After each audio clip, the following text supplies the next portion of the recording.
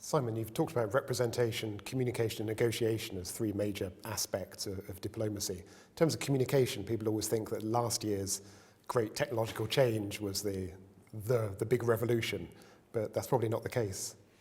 No, people often fixate on the technology involved in communication. So in the contemporary world, people are thinking about WhatsApp and Twitter. But these have been preceded by previous sort of revolutions in telecommunications. And this has meant that people have sort of looked at diplomacy in terms of either being around the telegraph, the telephone, the aeroplane to facilitate summit diplomacy, and the internet. And in reality, what we've got here is just a reiteration of the same principles. Communication is really important to diplomacy. So the opportunity that arrives by using different bits of technology seems to make a substantial change. One might say that being able to travel around the world on an aeroplane, arrive, have a direct communication is one of those sort of revolutions. But these are much more sort of step changes than revolutions. It's the old adage of evolution rather than revolution.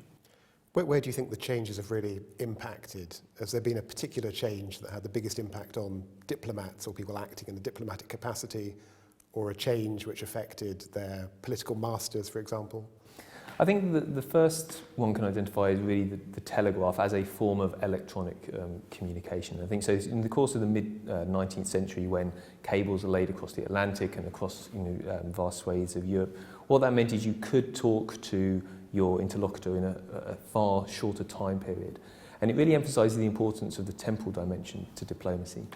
In more recent times, I would say that the internet, not in and of itself, but because it's provided a sort of public dimension to diplomacy, has been an important communicative tool. So the idea that diplomacy was secret and hidden away, and while some of it still is by necessity, actually there's a greater degree of public diplomacy, and diplomacy happens in that forward to a far greater degree.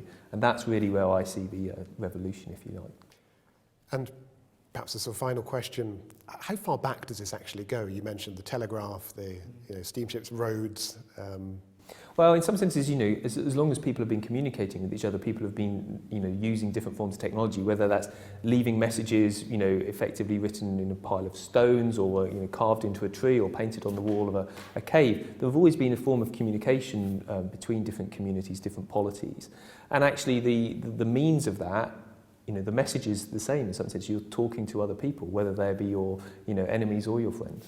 We are currently experiencing dramatic and seismic shifts in the diplomatic realm as a direct result of these technological advancements.